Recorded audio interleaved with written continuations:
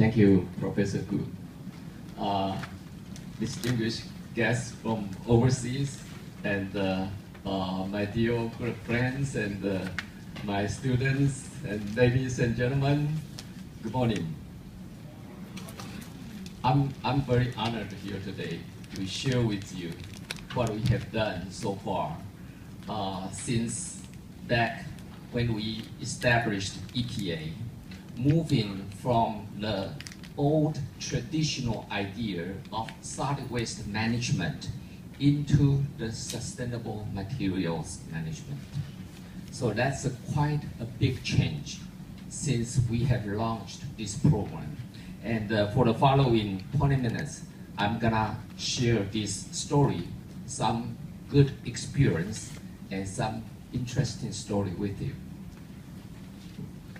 I'm gonna cover our municipal solid waste management, industrial waste management, and also how we're getting involved into this sustainable materials management. For most of you living here in Taiwan, we know Taiwan, how it looks like. But for our foreign friends, Taiwan, we have 23 million populations living in a 36 square kilometer island. It's not very big, but it's right in size, I would say. And our population density here is 624. It's considered the second highest population density in the world. And we imported almost everything from energy, mineral, and food. So the resource conservation becomes a critical issue for Taiwan. And in the past, we emphasizing in the disposal, but we're moving from the disposal, changing the idea from the disposal to recovery, recycling, reuse, and reduction.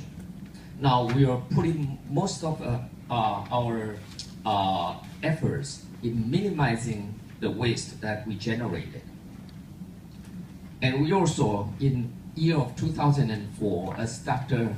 Professor Gu just mentioned, we also, one of the few countries in the world launched this zero waste policy. Our vision is to have a zero waste society. Of course, in the foreseeable future, we still have a lot of things to do, but that's our goal.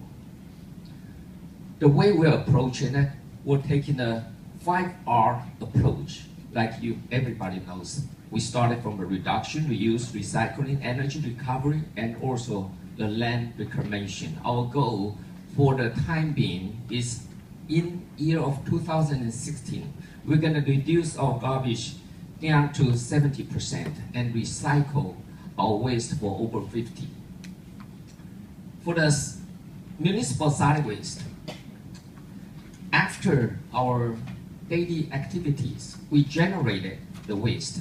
And first of all, we try to minimize it. We try to reduce it by a few policies that I'm going to share with you later.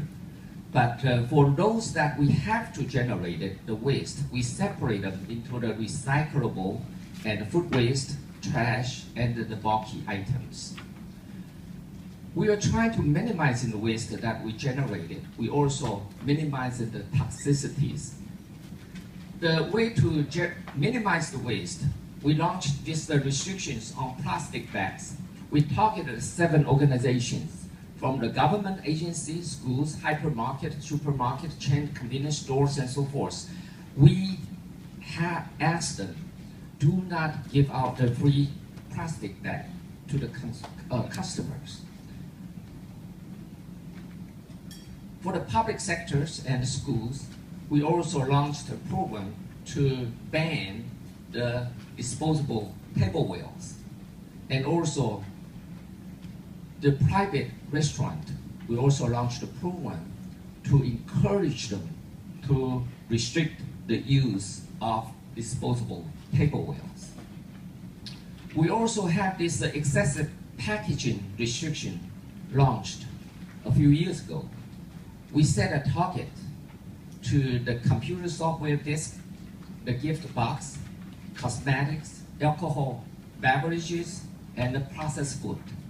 We set the standards to limit the volume ratio and also the packaging layers.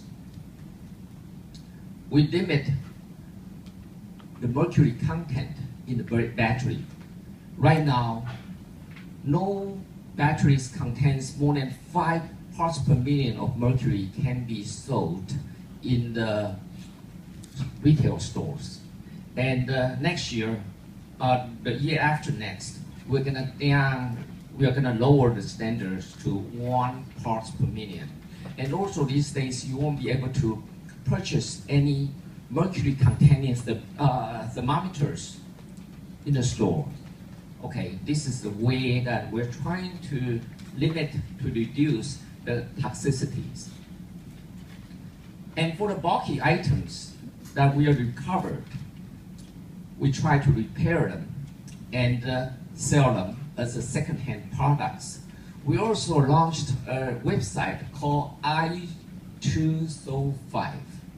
And in Chinese, we call it 爱二手物. Phonetically, that means I love second-hand products. Okay, so it's easier for people to memorize it. And we also have a very successful program. It's a 4-in-1 recycling program that we integrated the community residents with the industrial recycling industries and the local authorities to establish a recycling fund. We charge upfront to the manufacturers and importers and use that fund to provide financial incentives to the recycler. Right now, we have 13 categories, including 33 items under this regulated or mandatory recycling waste. We also have a very unique program here in Taiwan, is that every single household in Taiwan, they have to separate their waste into 3 categories. That is the regular trash and the food waste and the recyclable. When we are collecting our waste, we have a regular trash truck and comes with a recyclable truck. And also in the regular trucks, we have 2 tanks attached to it, that is to collect the food waste. For the food waste that we collected, we use it for the pig feed and also for the composting. Okay, this is what we will see for people collecting those recyclable waste. And yesterday, our foreigner guests, we took them to visit the Ciji Recycling Center in Neihu, and they were so interested in seeing these. And you can see that, this is Dr. Honda and Andrea Mose here in the picture. This is quite unique. And of course, we do have many organizations like this. This is one of the most renowned religious group doing the recycling. For the government, the local government, after they are collecting their recyclable waste, this happened to be one recycling separating location in New Taipei City. At that time, the EPA sponsored 4 million NT dollars, and they also come up with 2 million NT dollars, altogether for 6 million NT dollars to establish this. After they receive their recyclable waste, they separate them on site into 33 different categories. And they were telling me, after investing 6 million NT dollars of initial investment, Now they are getting the revenue of 60 million a year. What an investment. Okay, so they are, and in terms of US dollars, 66 million is equivalent to 200,000 US dollars. Okay, and now their revenues is 2 million US dollars every year. And also in some 3 areas of Taiwan, they're doing even more for the waste reduction. They have this per bag trash collection fee system. In those 3 areas, the residents, they have to purchase the special kind of a garbage bag, and they pay a special fees for disposing their regular trash. And the good thing about this is that if you separate the food waste or the recyclable waste from the regular trash, for that part, you don't have to pay. Okay, so this will provide additional financial incentives for the people to do it. And these are the 3 areas that in Taiwan that we're doing this. And as a result, in 1998, the average generation of waste here in Taiwan, we generated 1.14 kilogram per capita per day of waste. And last year, the most recent figures that we are getting here is 0.387 kilogram per capita per day. And that is more than 60% of a reduction. And we are all very happy about it. And for those that we have to generate it, we are using the 24 incinerators here in Taiwan, and we are generating 8.8 million kilowatts hours of electricity, which is equivalent to about half of a nuclear power plant in Taiwan. Okay, and now for the industrial waste. In the past, we emphasizing in the disposal, just like we did on the municipal waste as well. And this is the first task. When I came back to Taiwan, I got this assignment from the minister to set up the industrial waste control center. And we used the most state-of-the-art technology at that time, which is the internet. Okay, of course, it's nothing today, but back then, 15 years ago, it was such an advanced technology, and we incorporated that with the global position system and the barcoding, the online analyzers to establish this industrial waste control center. And we'll be able to monitor the waste from the generation to the shipment until the disposal or the recycle of this.